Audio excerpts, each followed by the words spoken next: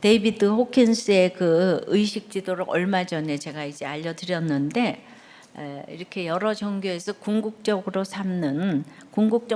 삼는 600지수의 그 평화는 초월적인 삶이고 영속적인 행복한 상태로 1000만 명 중 1명 꼴이래요.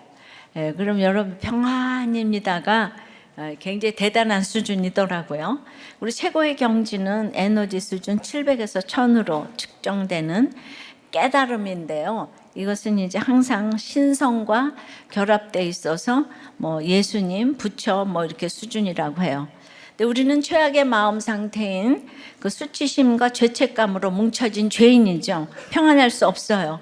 근데 깨달음은 신성과 이렇게 결합되어 있다고 하니까 내 공로가 아니고 예수님을 믿으면 가능하다는 것이죠.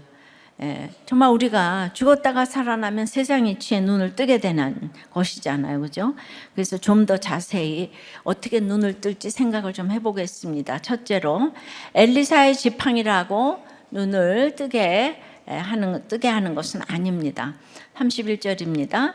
게하시가 그들보다 앞서가서 지팡이를 그 아이의 얼굴에 놓았으나 소리도 없고 듣지도 아니하는지라.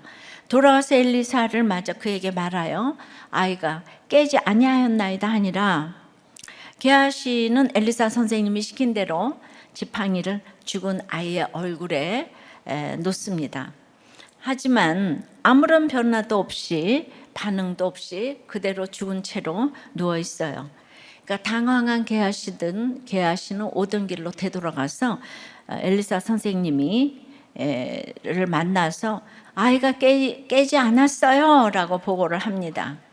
깨어나다는 죽은 상태로부터 일으키다, 즉 소생의 의미로 사용됐고요.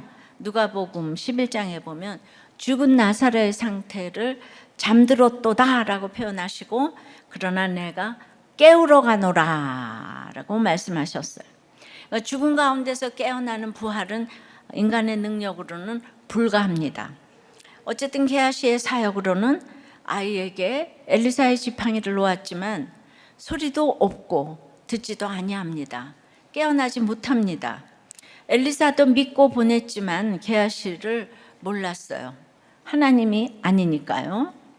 그 지팡이가 부적은 아닙니다.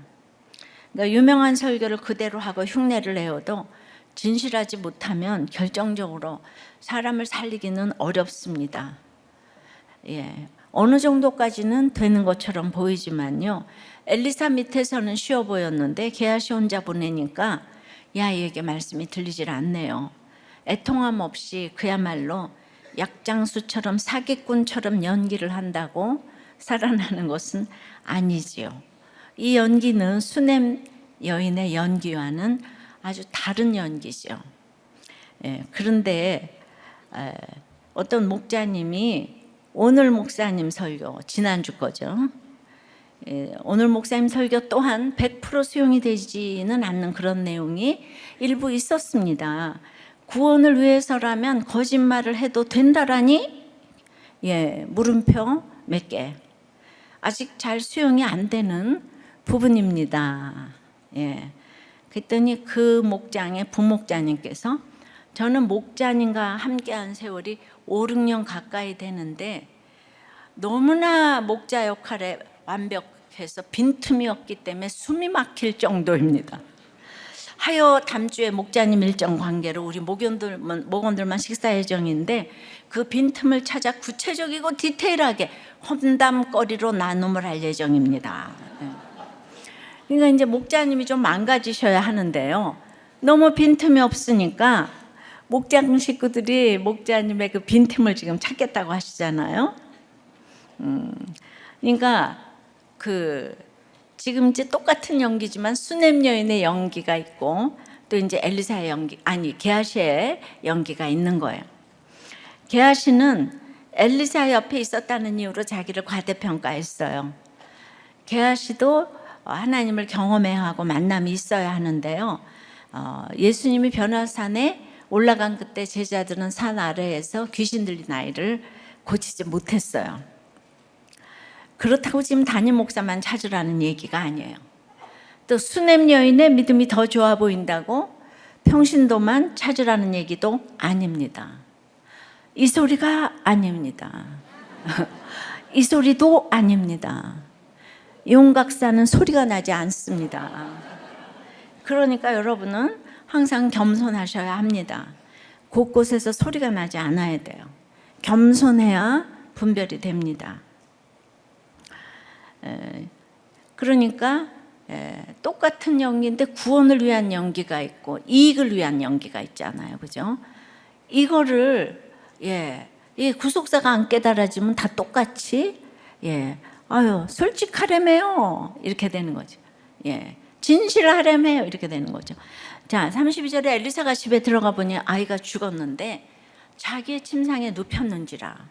성경에는 그냥 단어 하나가 쓸데없이 쓰인 게 없어요. 가보니까 수넴 여인은 게스트하우스를 성전으로 여기고 자기 침상에 아이를 눕혀놓고 온 거예요. 그러니까 자신을 하나님의 사람으로 여긴 것이 맞아요. 여인의 말은 항상 앞뒤가 같아요. 이 아이는 죽기 위해 태어난 아이 같았어요. 다른 사람이라면 이 사건 자체가 해석이 되기가 어려운 사건 아니겠습니까? 애초부터 여인은 아이를 바라지도 기대하지도 않았어요. 누가 아이 달라고 했습니까? 주신 분은 하나님이신데 근데 왜 줬다가 뺐는가 이 말이에요. 그러나 여인은 이미 아이가 죽은 이 문제가 자신을 깨우치시기 위해서 주신 문제라는 걸 알았잖아요. 내가 아들의 가짜 평안에 속아서 진짜 평안인 하나님을 멀리했어요. 내가 이제 하나님의 사람을 떠나지 않겠어요. 외쳤잖아요. 그런데 이제 이때도 엘리사는 아이가 죽은 것을 몰랐어요. 아들을 안으리라 예언은 알려주셨지만 그 아들이 죽을 것이라 이건 알려주시지 않았어요. 그러므로 그동안 여인이 엘리사를 통해 하나님을 섬겼다면 아이가 죽은 뒤부터는 이 여인이 직접 하나님을 통해 하나님의 사람을 섬기게 된 시점이 되게 하셨다고 봅니다. 모든 적용 하나하나가 엘리사도 놀란 적용이기에 수넴 여인이 우뚝 선 것이라고 생각이 돼요. 아이가 죽은 일이 얼마나 조롱거리가 되겠습니까? 또 저 또한 생각해 보면 주님을 열심히 섬긴다고 섬겼는데 남편이 하루아침에 갑자기 졸지에 갔어요. 얼마나 조롱받을 일이었겠습니까? 사실 그 조롱 소리를 다 듣게 하셨다면 그런 저주가 어디 있었겠어요. 항상 구속사가 해석이 안 되고 안 들리는 사람은 비난을 해요. 제가 아무리 평안입니다를 외쳐도 그런 소리를 다 들었다면 저주가 따로 없었겠는데 알맞게 들리게 하셔서 제가 그만큼만 이렇게 들린 만큼만 이렇게 살아있게 하셨어요. 여인은 믿음이 좋은 여인이었어요. 이 여인은 믿음의 수준이 높기 때문에 다시 한번 죽음에 이르는 고통을 통과하게 하시고 생명을 걸 만큼 이 여인에게는 간절함을 원하셨어요.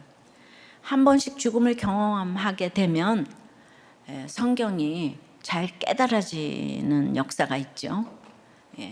그 진리가 보이니까 암초가 아무리 깊어도 암초보다 더 깊은 깨달음으로 암초를 이제 넘어가게 하시는 거죠. 그 깊은 진리가 그 깊은 진리로 다가오게 하시는 거죠. 성경이 깊은 진리로 다가오니까 이런 거를 깨달음이라고 하는 거예요. 근데 우리는 깨달을 수가 없어요. 주님의 공로로 깨닫는데 사건이 오고 갈 때 이렇게 이제 깨달을 수가 있게 되는 거예요. 그런데 고난을 비교하는 사람은 목사님 고난도 고난인가, 밥을 굶었는가, 헐벗었는가, 길거리로 내쫓김을 당했는가, 이런 분들이 시기마다 있어요. 사람에게는 절대치의 고난이 있지요. 그러니까 나로서는 죽음에 이르는 십자가의 고통이었기에 주님을 만났고 고난을 통해 사명을 찾았습니다. 이제 근데 고난이 풀려지기만을 바라는 분들은 이 고난도 비교를 해요. 그럼 이제 지난번에도 어떤 게 더 큰 고난인가 했을 때 다 이제 과부의 가난이 더 큰 고난이다, 이런 분들이 많더라고요. 그러면 수냄 여인의 고난이 어째 또 고난인가 한번 설명을 해볼게요. 제가 힘들 때 저는 소위 장로님 권사님 집안에 기업가 집에 의사 남편이니까 저 같은 사람이 그냥 그 환경 그대로 있고 남들이 보기에 별로 고난이 없는데 그럴 때 오픈해서 쓴 책은 없더라고요. 읽을 책이. 그때 안희숙 씨처럼 감옥에 가고 가난하고 매 맞고 엄청난 드라마틱한 간증 스토리를 가지고 있는 분들의 간증이 대세였어요. 그러니까 저 같은 사람은 간증도 사역도 도저히 이게 불가할 것이라고 생각했지요. 근데 큐티하다가 남편이 간혹 간증책을 내자고 곳곳에서 그랬어요. 근데 제가 30대인데 앞으로 제가 어떻게 살지 모르는데 어떻게 책을 내겠어요.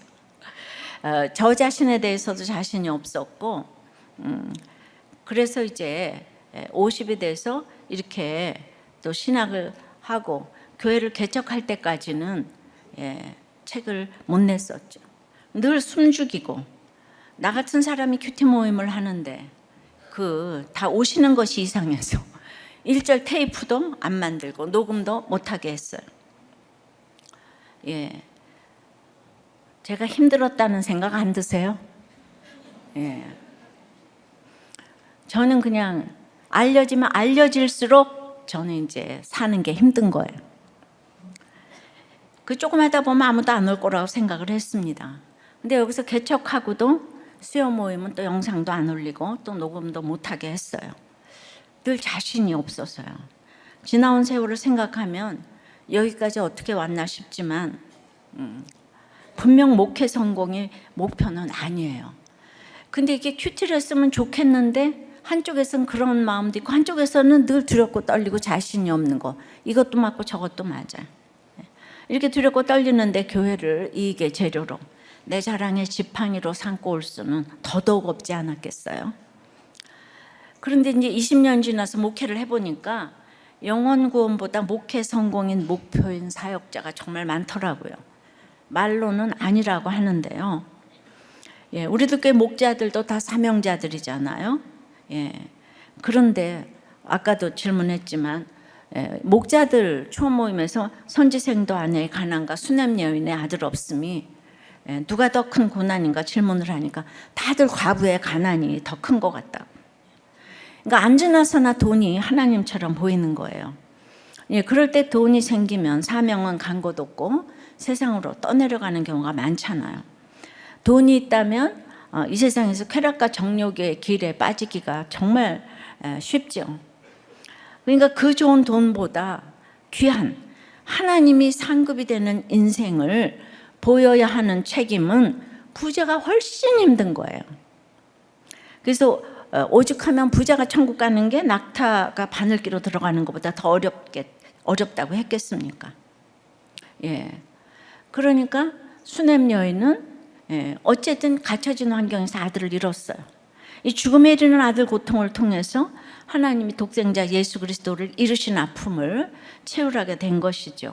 그리고 하나님보다 더 큰 평안이 없다는 것을 알게 된 거예요. 그 세상이 감당 못하는 믿음이라는 것을 엘리사가 알아봤어요. 엘리사는 어떻게 알아봤을까요? 자기도 잘 살아봤기 때문에 딱 알아봤어요.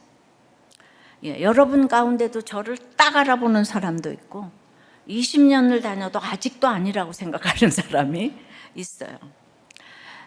제가 잘났다고 얘기를 하는 게 아니고 저를 여기에 세우셨으면, 저를 믿으시면 저는 그런 분들을 위해서 안타까워하고 기도할 수밖에 없잖아요. 근데 여러분들이 안 믿으면 기도가 다 튕겨져 나가겠죠. 근데 수냄 여인이 엘리사를 절대적으로 믿는다는 걸 알고 이제 그의 죽은 아이를 잠에서 깨우기로 이제 결단을 하는 거예요. 적용 질문이에요. 여러분이 자랑하는 엘리사의 지팡이는 무엇입니까? 모태신앙이에요? 유명한 교회예요? 직분입니까? 예. 여러분의 신앙 패턴은 한결 같습니까? 늘 오르락 내리락 합니까?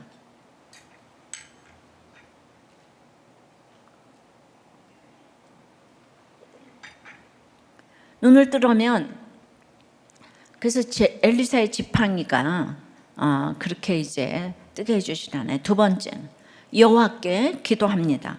33절이에요. 들어가서는 문을 닫으니 두 사람뿐이라. 엘리사가 여호와께 기도하고, 엘리사는 방문을 닫아요. 이제부터 일어나는 모든 헌신이 보여지기를 원하지 않아요. 수냄 여인도 아기를 침상에 놓고 문을 닫았어요. 방 바깥에는 어떤 것도 의지하지 않겠다는 뜻이에요. 대신 엘리사가 제일 먼저 한 일은 여호와께 기도합니다. 전능의 엘로힘 하나님이 아니고 언약의 여호와 하나님, 말씀의 하나님, 약속의 하나님께 기도합니다. 우리가 기도에 대해서 가장 먼저 생각해야 할 점은 기도는 독백이 아닌 대화라는 것입니다. 예, 항상 어른 말을 먼저 듣고 내가 답을 올려야 되잖아요. 동행을 한다면. 기도의 대상이신 그분의 말씀을 들어야, 예, 이 언약인 약속을 알고 그 뜻을 알고 그 다음 적용해서 순종하는 것이 순서이지. 그런데 처음부터 하나님의 뜻을 알기가 어려워요. 그래서 사건을 주시고 사람을 키워가시고 메시지도 키워가시는 것이에요. 그래서 하나님의 말씀을 들어야 상담도 기도도 교제도 다 이제 하는 거죠. 엘리야나 엘리사나 평소에 늘 하나님과 대화하며 기도했겠죠. 하나님의 사람은 곧 기도하는 사람 아니겠습니까? 그런데 열왕기상이나 하에서 이렇게 문자적으로 엘리야가 기도했다는 표현이 없어요. 하나님께 부르짖기도 하고 대화하는 장면도 있지만 기도라는 단어가 쓰이진 않았어요. 예, 이렇게 엘리사가 기도했다는 말은 두 번 나오는데 그 첫 번째가 바로 이 33절이에요. 예. 여기서 이제 기도하다는 뜻의 히브리어 팔랄은 공동체 영적 지도자가 개인의 간구를 넘어 공동체와 그 지체들을 위해서 기도하는 것을 가리킵니다. 그래서 아브라함, 모세, 이제 사무엘, 다윗, 솔로몬, 히스기야, 에스라, 느헤미야, 욥, 다니엘, 요나 등 이 단어를 써서 기도를 했어요. 근데 또 팔랄은 성경에서 84회 사용이 되었는데 하나님께 간곡히 호소하다라는 이런 뜻도 있고 또 자신을 판단하다, 그러니까 통회하다, 예, 이렇게 보는 견해도 있어요. 근데 호소의 의미가 강하든 통회의 의미가 강하든 여러분 간곡한 기도에는 늘 통회가 따라오잖아요, 그죠? 간곡할수록 내재가 보이는 거예요. 그만큼 수냄 여인의 간절함이 전달이 되어지고 그 선물로 준 아이가 죽었으니까 엘리사 또한 문을 닫고 하나님과 깊은 교제를 하기 원했던 것이죠. 엘리사는 왜 통에 잡아오려 했을까요? 그동안 엘리야의 겉옷으로 요단강을 이리저리 치면서 갈랐잖아요. 말 한마디로 마른 골짜기를 물로 채우고 과부지 빚을 갖고도 남는 그 기름 한 그릇의 기적을 베풀었지만, 예, 게하시 편에 보낸 지팡이는 아무 일도 일으키지 못했어요. 지금까지 선지자로서 되는 일만 있었는데 가장 고쳐주고 싶은 사랑하는 수냄 여인의 아들이 죽었는데 이거를 못 고치는 거예요. 뜻대로 되질 않아요. 지금까지 그러니까 기적을 일으키신 분은 전적으로 하나님이란 것을 절절히 깨닫고 있는 거예요. 자기가 한 게 아닌 거예요. 전혀 자기의 지팡이가 효력을 발휘하지 못합니다. 근데 정말 사랑하니까, 예, 여러분들도 정말 사랑하니까 자녀를 낮아지고 낮아져서 기도를 하게 되잖아요. 회개가 저절로 나오고 간곡히 중보기도를 하게 되는 거예요. 간절히 기도를 하는데 하나님 아버지 천하 만물을 지으신 하나님 아버지 우리에게 복을 내려주시고 이렇게 간절한 기도가 아니잖아요. 그냥 주여 하면 눈물이 나오잖아요. 예. 그냥 저절로 그냥 막 저절로 이렇게 그냥 회개의 눈물이 나오게 돼요. 우리 남편을 깨우려고 제가 우리 남편이 잠자고 있으니까 깨우려고 이제 문을 닫고 들어가서 기도를 하니까 제가 진짜 이렇게 생명을 내놓고 기도를 했잖아요. 통해 자복이 되는 거예요. 그러니까 그 자복하고 기도를 하니까 그다음에 남편이 화를 내도 회개가 되고 때려도 회개가 되고 너무 불쌍한 마음이 드는 거예요. 인생이 참 짧은데. 그런데 이제 하나님의 말씀을 들어야 되는 거잖아요. 제가 이제 큐티를 하는데 이 말씀 듣는 거죠. 에스겔 3장 24절에 주의 영이 내게 임하사 나를 일으켜 내 발로 세우시고 내게 말씀하여 이르시되 너는 가서 내 집에 들어가 문을 닫으라고 하시는 거예요. 그러니까 사실은 만약에 남편이 때렸다면 내가 이혼을 해야 되는 거지. 내가 왜 회개를 하냐고요. 그러니까 이게 못 살 거잖아요. 근데 성령이 임해가지고 나를 일으켜 세우셔서 하시는 말씀하시는 게 너는 내 집에 들어가 문을 닫으라 이러잖아요. 잘 묶여 있으라는 거예요. 그 남편에게. 그러니까 너는 참 믿음이 좋아서 은사도 많으니까 아프리카 선교를 가라 이랬으면 좋겠는데 아프리카 선교도 아니고 남의 집도 아니고 그냥 내 집에 들어가 문 닫고 있어. 그리고 너를 가둔 그 남편의 책망자가 되지 못한다고 하는 거예요. 여호와께서 말씀하실 때만 말하라고 하시니까 그야말로 큐티하면서 말씀으로만 대화를 해라. 네 생각은 다 내려놓고 하나님은 나와 은밀하게 깊게 만나기 원하셨기에 그래서 문 닫고 나가지 못하는 세월을 오랫동안 주셨어요. 그러니까 이제 그러니까 여러분들이 생각하기엔 그까짓 게 고난인가 이런 분들도 또 많더라고요. 그러니까 제가 다시 생각해도 지금 와서 생각해도 내가 뭐 그 정도 살았다고 나를 이렇게 쓰실 수 있나 생각하면 송구스럽기 그지없어요. 저보고 목사님 정도 고난은 개나 소나 다 받아요. 이런 사람들이 또 많이 있어요. 그러니까 내가 늘 자신이 없잖아요. 그죠? 말도 못하고, 남편이 있을 때도 말을 못하고, 말만 하면 그딴 소리 하지 말라고 이러니까, 그래, 맞아요. 그러나 이제 지금 와서 이렇게 생각해 보면, 그런데 그 개나 소나 같은 얼마나 사람이 없으면 나 같은 것을 쓰냐 이 말이에요. 안 그래요? 거꾸로 생각하면. 얼마나 사람이 없으면 나 같은 걸 쓰냐 이거지. 이런 생각도 드는 거예요. 그러니까 이제 겉으로 나타나는 우리는 오직 가난, 겉으로 드러나는 고난 이걸로만 사람을 계속 분별하니까 수냄 여인의 고난이 얼마나 컸으면 저렇게 주님을 만났을까 이 생각을 못 하는 거예요. 그래서 이제 적용 질문을 드릴게요. 여러분은 절망적인 상황에서 통해 자복이 나오나요?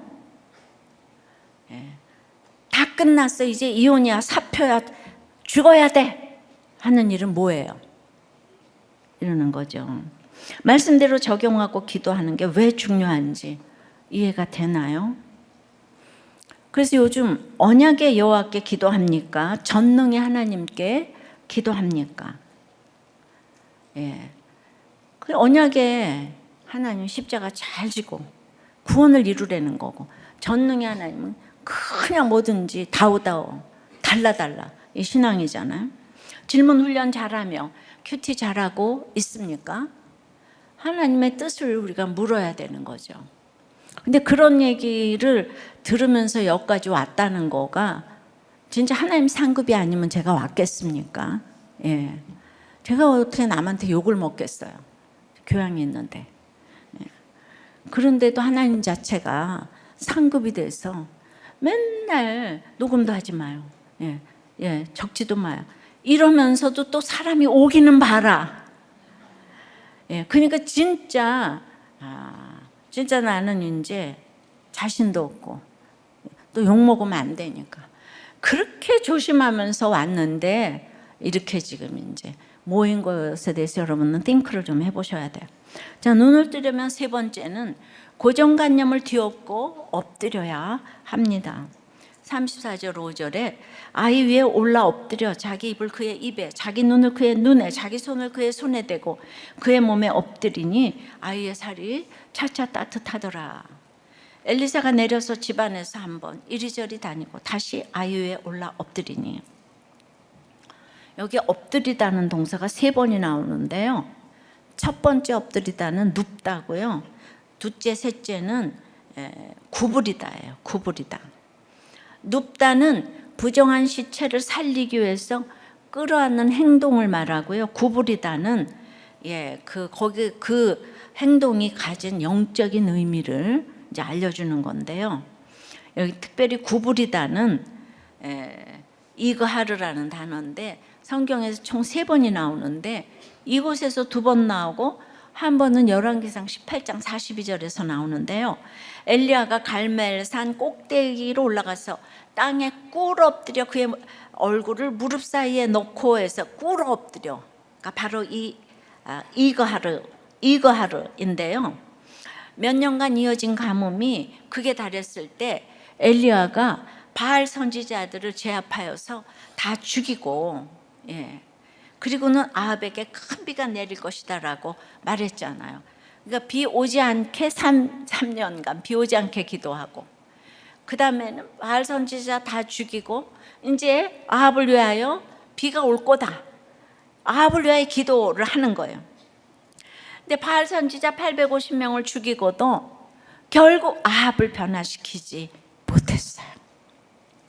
그러니까 자신의 그 생각과 판단과 그 감정을 생각하면 기가 막힌 건 그걸 다 꺾고 하나님 손에 맡기고 비가 오게 해달라고 기도하는 것이 바로 내 생각은 없고 꿇어 엎드리는 거죠. 자기 생각을 언제나 적고 꿇어 엎드려야 되는 거예요.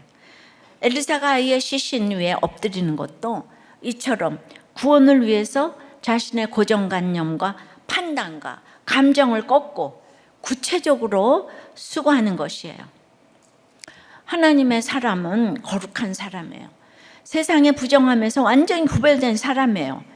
그런데 이제 어제 큐티인 본문에서 보신 것처럼 죽음으로 부정하게 된 자를 다 진영 밖으로 내보내라고 하셨잖아요. 민수기 5장 2절이죠. 또 민수기 19장 11절에 더 분명하게 말씀하셨어요.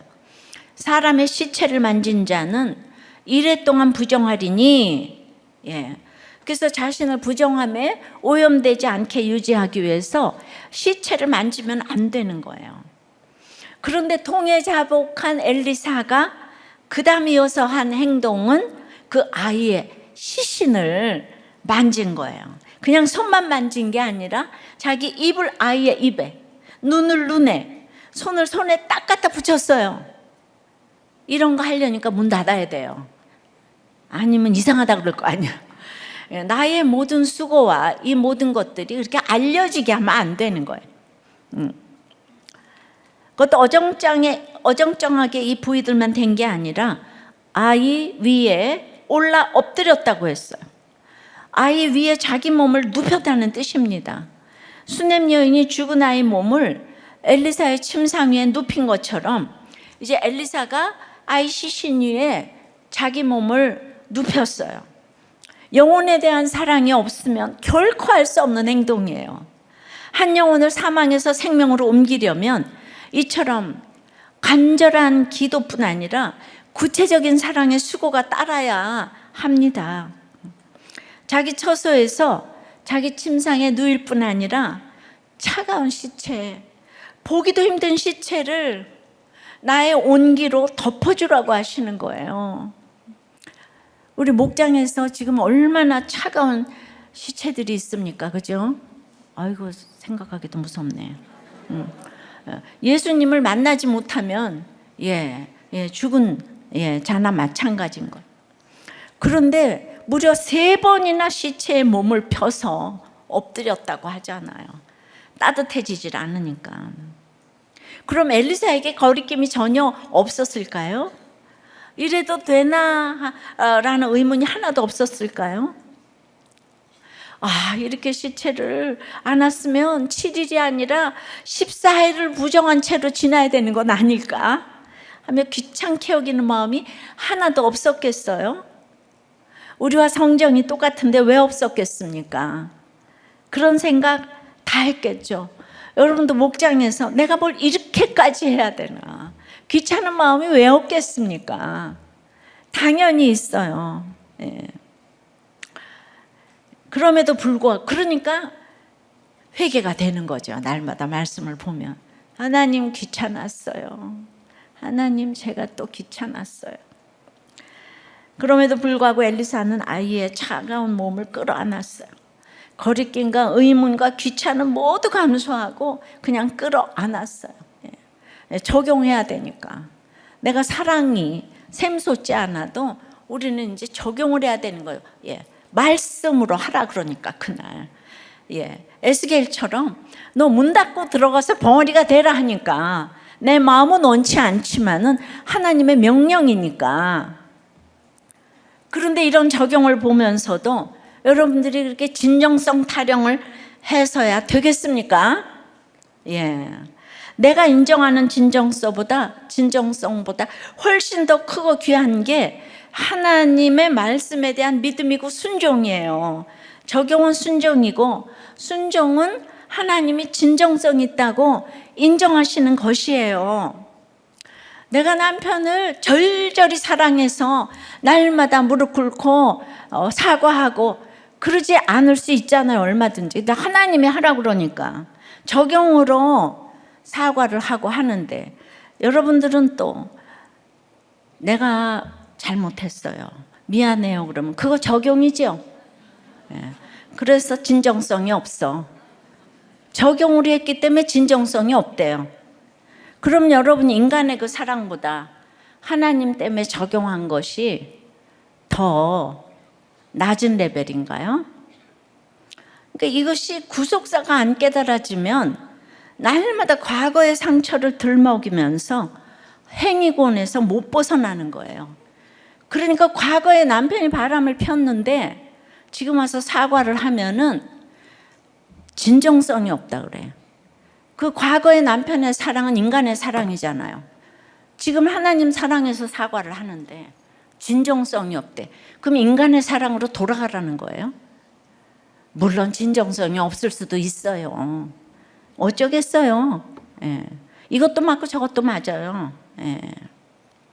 그러니까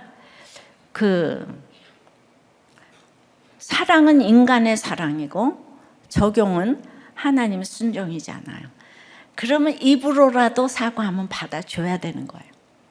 하나님 때문에 목장에서 하라 그러니까 순종했잖아요. 이 차이를 아시겠습니까? 그러니까 행위구원으로 날마다 옳다 그러다. 너 옛날에 나한테 이렇게 상처 줬어. 나는 그거 용서 못해. 이 구원받은 사람이 할 태도가 아닌 거예요. 70번씩 7번씩 용서를 해야 되는데 날마다 진정성이 없대. 여러분들 진정성 타령 좀 그만하시기 바라고. 그러니까 내 판단과 감정보다 더 중요한 게 구원이에요. 이 세상에서 영원 구원보다 더 중요한 게 뭐가 있겠습니까? 하나님은 한 영혼도 잃지 않고 구원하기를 원하시는 거예요. 그러니 우리가 한 사람 살리기 위해서라면 못할 일이 없습니다. 주님이 먼저 우리를 위해서 생명을 꺾어 주셨잖아요. 그러니까 여러분들은 그러면 오늘 또 이렇게 생각하는 거야. 오늘 목사님 말씀 들었지? 내가 사과하면 받아줘야 되잖아. 그딴 얘기하라고 내가 얘기를 한 게 아니에요. 여러분은 진정성이 없다 그러면은 진정성이 있다 그럴 때까지 사과를 하셔야 되는 거야. 그게 그렇게 날로 먹으려고 그러시면 안 되는 거예요. 그게 하나님의 때가 돼야 되는 거지. 그러니까 이게 훈련인 거지. 내가 같은 말 1000번 더 들어, 10,000번 들으셔요. 그래서 십자가는 지혜고 타이밍인 거예요. 그러니까 항상 들으면 자기 편에서만 생각을 하더라고. 좋다가 말았네요. 그래서 엘리사 몸의 온기가 아이의 차가운 몸으로 전해지는 거예요. 아이의 살이 차차 따뜻하게 되었어요. 금세 따뜻하게 되죠. 그 무서운 시체를 그냥 3번이나 엎드렸어. 시체에 한 번씩 사과할 때마다 죽을 것 같죠, 그죠? 될 때까지 하나님의 응답이 서서히 왔어. 이 사랑을 받았기 때문에 우리도 주님을 사랑하는 거죠. 그러니까 너무 미운 그를 향한 수고가 아니라 나를 살리신 주님을 향한 수고이자 사랑이기 때문에 지치지도 않고 생색도 내지 않고 그렇게 사과할 수 있어요. 제가 지치고 생색 났다면 이걸 할 수 있었겠어요? 진짜 어림도 없습니다. 진짜 주님의 사랑을, 나는 부족하지만 주님의 사랑은 제가 아는 것 같아요. 그러니까 저도 그때 생명을 꺾을 테니까 남편을 살려주세요. 고정관념을 꺾고, 우리 남편 이상한데 뭐라 그러지 않고 내가 주님의 사랑을 받았기 때문에 그 사랑을 갚아야 되잖아. 구원받게 해주세요. 그러니까 35절부터 아이가 7번 재채기 하고 눈을 뜨는지라 엘리사가 게하시를 불러 저 수넴 여인을 불러오라 하니 곧 부르매 여인이 들어가니 엘리사가 이르되 네 아들을 데리고 가라 하니라. 여인이 들어가서 엘리사의 발 앞에서 땅에 엎드려 절하고 아들을 안고 나가니라. 엘리사가 엎드리는 사랑으로 아이 위에 엎드리니 지팡이에게는 아무런 반응도 없던 아이가 7번 재채기를 하더니 눈을 번쩍 뜹니다. 죽었던 아이가 부활을 했어요. 엘리사는 살아난 아이를 수넴 여인으로 불러서 수넴 여인을 불러 돌려줍니다. 그러니까 이 믿음이 좋지만은 엘리사하고 하나님과의 깊은 기도가 있어야 되는 거예요. 문 딱 닫고 자기와의 문제인 거예요. 여인은 다시 한번 엘리사 발 앞에서 땅에 엎드려 절하고 아들을 안고 방을 나가는 거예요. 잃었던 아들을 다시 찾았어요. 여러분 4장 8절에서 엘리사가 처음 그 집에 들어갔을 때가 거룩한 날이라면 17절에 아들이 태어난 날은 너무나 기쁜 날이고 오늘 35절에 아들이 죽었다가 살아난 날은 더 기쁜 날이잖아요. 그러니까 우리 인생 여정이 이렇게 거룩한 하나님의 사람을 알아봤다면은 우리가 이제 기쁜 날이 올 것이고 그 다음 죽었다 살아나면 더 기쁜 날이 온, 이 모든 여러분들의 이 고난이 더 기쁜 날이 될 것을 신뢰합시다. 그러니까 이제 여인이 도움을 청해도 재채기를 7번 할 때까지 엘리사가 시체 위에 엎드려 있으려니 엘리사도 몸과 마음으로 사랑하지 않으면 눈을 뜨게 할 수가 없는 거예요. 그러니까 죽기 전에 아들의 생명이 수넴 여인의 전부였겠죠. 말 그대로 내 아들 이상도 이하도 아닌 거예요. 근데 이제 죽었던 아들을 부활의 기적으로 다시 받으니까 내 아들이 아닌 하나님의 아들임을 이제 만천하에 공포하게 된 거예요. 내 아들이 아니고 하나님의 아들이어야 되겠는데 여러분들이 다 아들 중독, 아들 집착에 젖어서 내 아들 때문에 울지 하나님의 아들로 객관적으로 보지를 못하는 거예요. 내 아들을 하나님의 아들로 봐야지 더 기쁜 날이 되는 줄 믿고 그게 사명의 나를 내가 알게 된다는 거죠. 그러니까 수넴 여인은 여전히 엎드려 절하고 아들을 안고 나가요. 엎드려가 그러니까 4번이나 나오는 거예요. 눈을 뜨는 데는 이렇게 엘리사도 수넴 여인도 계속 엎드리는 거예요. 엘리사가 더 많이 엎드려서 3번 엎드렸어요. 또 수넴 여인 1번 엎드렸어요. 엘리사도 수넴 여인도 자신들에게는 공로가 하나도 없는 걸 알고 있어요. 그러니까 평안입니다는 이런 엎드림의 사랑과 겸손이 절대 필요합니다. 지금 엎드려 섬기는 수고를 하고 있어서 너무 힘이 드십니까? 이렇게 힘들게 수고하는데 아무 열매도 없는 것 같아서 낙심이 되십니까? 더 이상 할 수 있는 것도 할 수 있는 힘도 없어서 죽고만 싶습니까? 엎드리고 또 엎드리는데 이제 지쳐서 이제는 홀홀 날아나는 떠날 거야. 하지만 엎드리는 사람이 하나님의 이제 그 사람이 되는 거예요. 엎드리는 거는 사랑이에요. 억지로 하는 게 아니에요. 엎드리는 사랑은 반드시 부활로 결실할 줄 믿습니다. 하나님이 살려주십니다. 가정마다 부활하는 역사가 이어질 줄 믿습니다. 주님 편에 선 단 한 사람이 되시기 바라요. 이 주님을 따라 엎드리는 사랑으로 섬기며 부활을 소망하고 인내할 때 우리 주님이 반드시 집집마다 부활의 열매를 주실 줄 믿습니다. 적용 질문이에요. 고정관념을 내려놓고 구원 때문에 입과 눈과 손을 맞추는 수고로 엎드려야 할 사람은 누구입니까? 주님께 받은 사랑으로 섬깁니까? 결과를 위해 섬깁니까? 이 수고가 헛되지 않고 부활로 결실할 줄 믿습니까? 네. 그러니까 눈을 뜨는 이 깨달음이 인간의 노력은 안 되고 이 인간의 노력과는 비교가 안 되게 얼마나 여러분을 살리고 있는지 그걸 예를 좀 들겠어요. 제가 여호수아 설교 때 그러니까 한 19년 18년 전이잖아요. 그때 이 예화를 들었었습니다. 날마다 살아나는 큐티에 이게 다 이제 나와 있어요.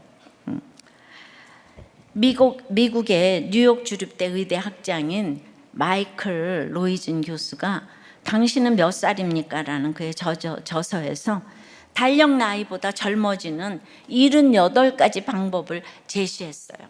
그 실천했을 때 얼마나 젊어지는지도 구체적으로 이야기를 했는데 예를 들어서 매일 비타민을 먹으면은요 1.2년이 젊어진다네요. 또 아침밥을 거르지 않으면 1.1년이 젊어지고 필요한 약을 의사의 처방대로 정확히 복용하면 0.9년 젊어진다.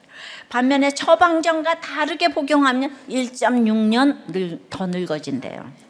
많이 웃으면 1.8년 젊어지고 평생 배우는 자세로 살면 2.5년, 사고력을 요구하는 새로운 게임을 배우면 1.3년, 손과 식품을 자주 깨끗이 씻으면 0.4년, 하루 5회 과일을 먹으면 1.4년 젊어진대요. 맛있는 야채를 하루에 5번 먹으면 2년에서 5년, 튀기지 않은 생선을 주 3회 먹으면 최고 3년이 젊어진대요.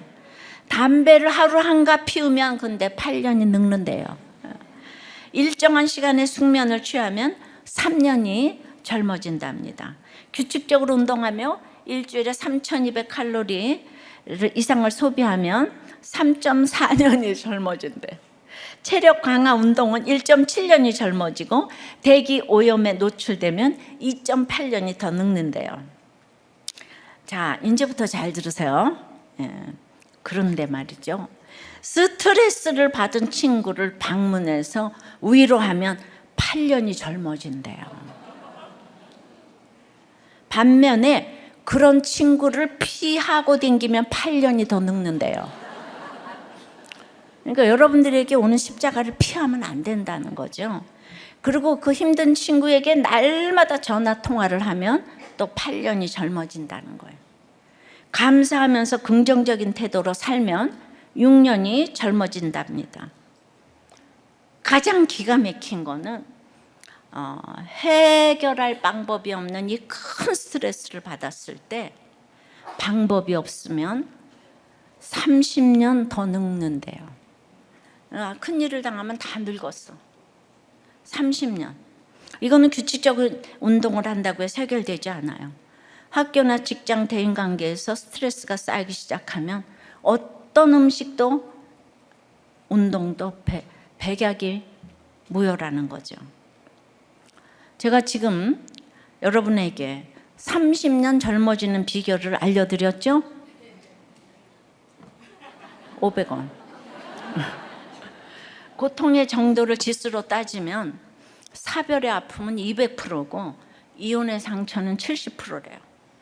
그런데 이런 해결할 길 없는 고난 가운데서 영적으로 깨달아서 살아나니까 세상이 감당 못하는 믿음으로 사명을 감당하니까 여러분들이 우리 목장에서 날마다 스트레스 받은 사람들 얘기 듣는 게 일이잖아요. 그 위로하면 8년 젊어지고 큰 스트레스 해결되면 30년 젊어진다고 하니까 앞으로 여러분들은 몇십 년을 다 살지 불로장생하게 생기셨어요.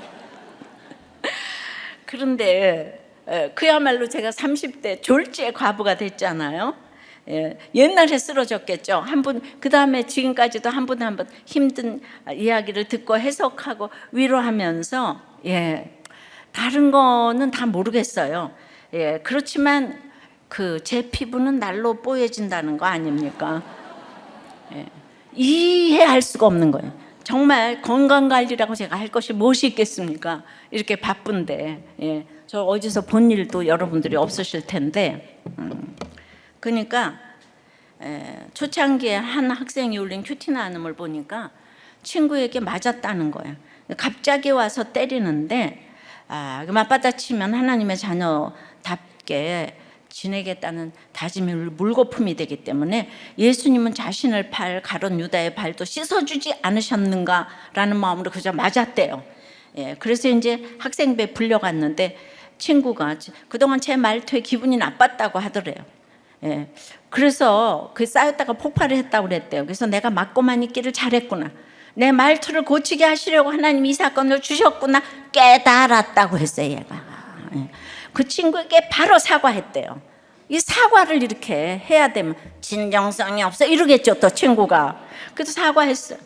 그동안 말씀 들으면서 자신의 혈기를 다스릴 수 있게 해달라고 기도했는데 이 사건을 통해 조금이나마 혈기를 참게 돼서 감사하고 잘못된 말투도 바로잡게 해주셔서 감사하다고 고백을 했다는 거예요. 할렐루야.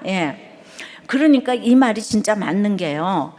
지금 제가 어떤 그 글을 봤는데 우리 그 불교계의 큰 스님 효봉 스님은 언제 돌아가셨냐면 79세, 청담 스님은 70세, 성철 스님 82세, 법정 스님은 79세. 그래서 가장 훌륭하신 분인데 90세를 넘기신 분이 없다는 거예요.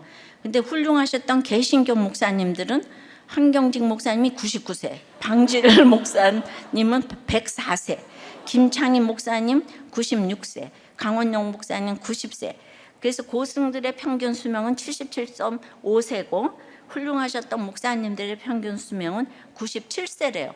그러니까 평균 수명이 20년이나 차이가 나는데 원인이 어디 있는가? 물이 좋아야 되고 공기가 좋아야 되는데 근데 그 다 산 좋고 물 좋은 곳에서 사는 스님들이 있는데 목사님들은 공기도 좋지 않은 도시에 살면서 매일 새벽 설교, 주일 설교 그냥 그리고 늘 교인들로부터 온갖 근심거리를 들으면서 사는데 20년이나 더 사셨다는.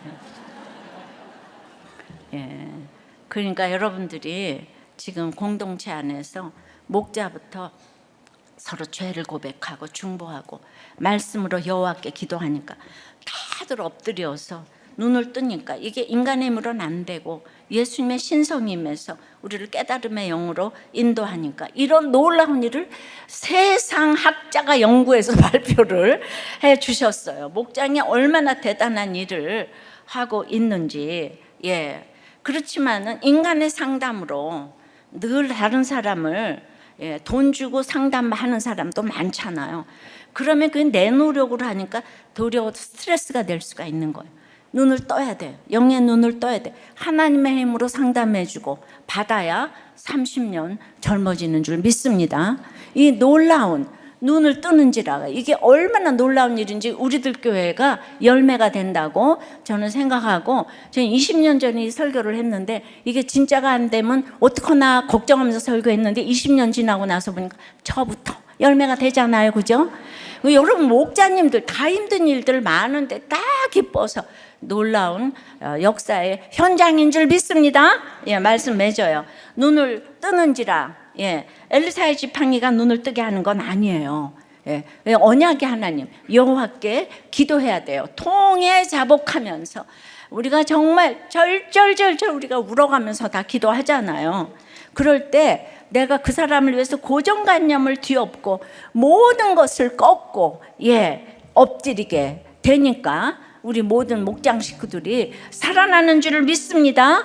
우리가 손을 포개고 발을 포개고 그렇게 엎드리는 한 주간이 됐으면 좋겠어요. 찬양하고 기도합니다.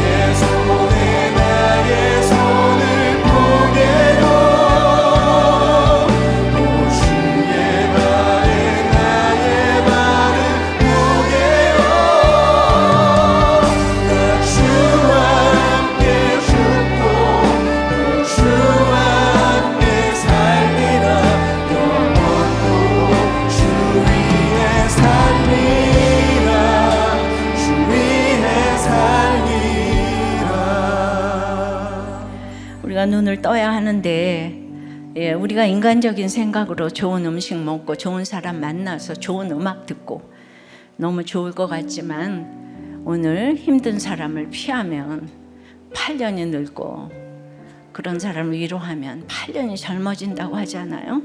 하나님의 일을 하는 하나님의 자녀들, 사역 사명자들을 절대로 하나님은 그대로 다 이 땅에서도 갚아주시는 줄 믿습니다.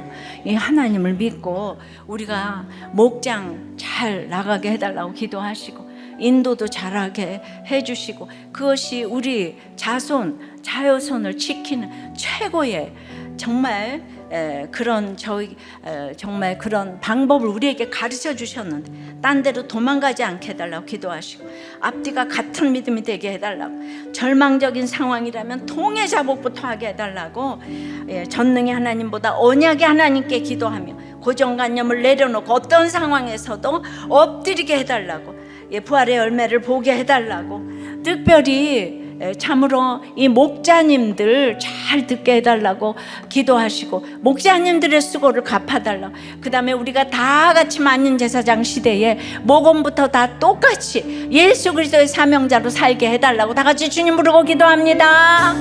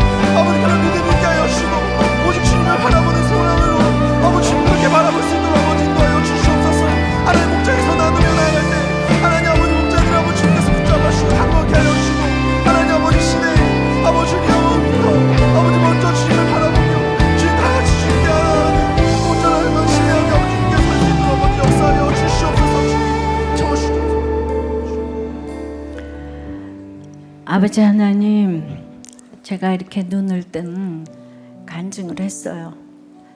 근데 여러분 가운데서는 아직도 눈이 떠지지 않아서 이 절망적인 상황에서 나는 이혼을 하겠어, 사표를 내겠어, 이제 내가 갈 길은 아무도 막지 마 하는 분들이 있다면 제가 너무 애통이 됩니다.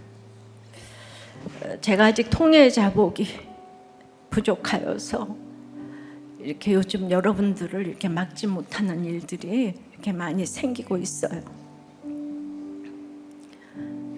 주님, 저를 용서해 주시옵시고 하나님 자체가 그 상급이 되는 인생을 아직도 제가 못 보이고 있는 것이 있다면 주여 불쌍히 여겨 주시옵시고 참으로 엎드리고 손에 손을 발에 바늘 이렇게 이제 엎드려야 하는데 그것이 전달이 되지 않으니 여러분들 가운데 그 차가운 마음 그대로 있습니다.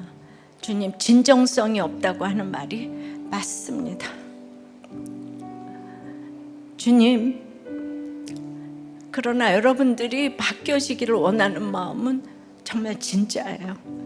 여러분들이 눈이 떠지기를 바라는 마음은 진짜입니다.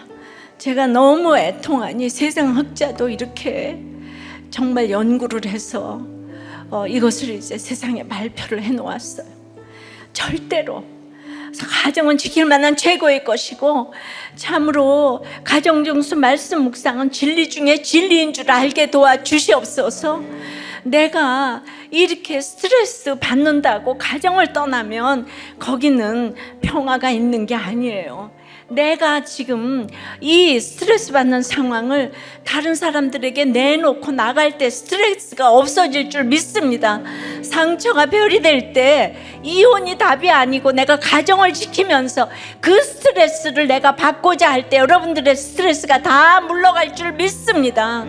진정한 건강으로 다른 사람들을 섬기면서 갈 때에 우리가 너무 힘들고 어렵지만은 하나님은 우리에게 각자 은사를 주셔서 사명을 주셨습니다.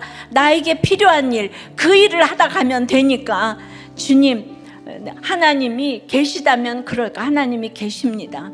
계셔서 이런 일이 왔어요.